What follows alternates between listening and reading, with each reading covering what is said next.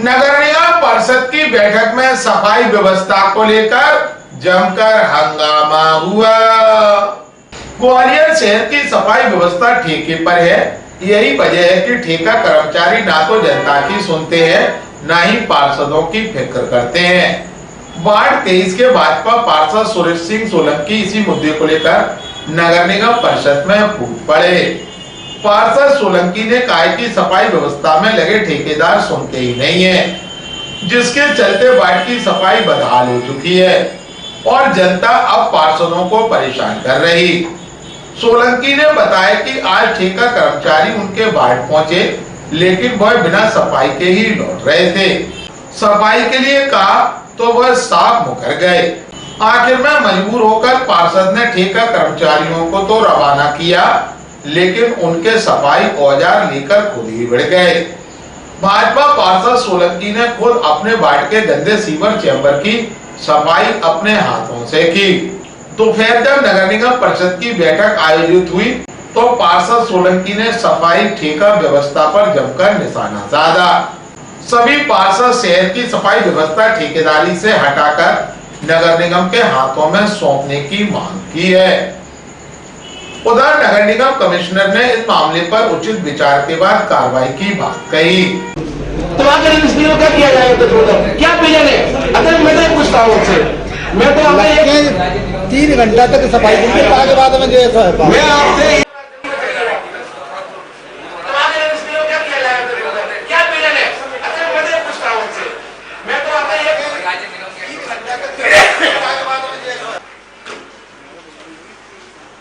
अब क्या करोगे? अब तो सारे लोग कह रहे हैं कि हम सबको चुप करेंगे। पार्षद ने की तो एक पैसा में गिनती ना है तो जो बतावे तो बिल्कुल दुखी है जनता भी। सीवर की कितनी समस्या खराब है। पुण्य 8 दिन 10 दिन मिलेंगे तो 8 दिन में थोड़ा या तो थोड़ा दबाना चाहिए। वो तो छत्तीसगढ़ में थोड़ा तो नहीं। और उसमें ये भी कहा था आवश्यकता हो तो सीवर जो ग्वालियर में तक को जानकारी देते हुए वार्ड 23 के भाजपा पार्षद सुरेश सिंह सोलंकी व नगर निगम कमिश्नर संघप्रिय ने कहा, सफाई की स्थिति तो बहुत ही खराब है, पूरे ग्वालियर की खराब है। जब से जो ठेका में सीवर का काम किया है ना, तब से कोई इनके पास कोई दवाई नहीं, दवा ही नहीं है। क्यों? जब निगम के जो लोग काम करते तो दबाव रहते यार, कमिश्नर अपन नौकरी से निकाल देगा, अपन काम ठीक से करना चाहिए। अब तो वे 9 बजे आते हैं और 2 बजे भग जाते हैं। तुम कहो तो सुनते उन्होंने क्या करेंगे? क्या वो तो ठेकेदार देते ना पैसा। अरे साहब, मेरे वार्ड में अगर को नेको और लापरवाही करते तो देखो जो जाम क्या है। क्या कि आपको क्या करना पड़ा? वो एक बेत छुड़ाएगा, बे तो भागने वाले थे, बोले जी हम पे नहीं होगा। फिर वो मैंने उनके वो औजार लिए, औजार लेने के बाद में चैम्बर खोला, फिर वो मैंने उसको सफाई करी, वो लोगों ने सफाई करी मैंने, और करनी पड़ी है, सफाई करना पड़ी। और करीबन 2 घंटा के अंदर में इतनी सफाई करी कि 2 घंटा के अंदर वे तो कहते लेन बाद से खुलेगी।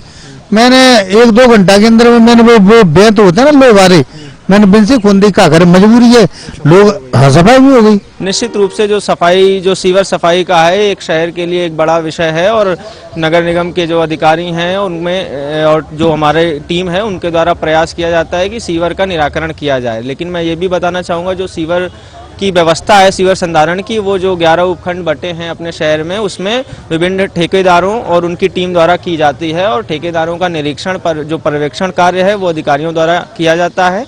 इसके साथ साथ निगम की भी जो 11 मशीन है उनके माध्यम से सीवर संधारण किया जाता है। इसमें अभी बारिश में ये समस्या जो है ज़्यादा गंभीर हुई है, क्योंकि एक अपने शहर में ये भी एक चुनौती है कि कई बार अनप्लान्ड डेवलपमेंट हुआ है, जहां पर जल निकासी का माध्यम नहीं है, नालियां नहीं है, तो उससे कि जो सड़क का पानी है वो भी सीवर के माध्यम से ही निकासी करी जाती है। इससे सीवर जो है वो ओवरफ्लो होते हैं।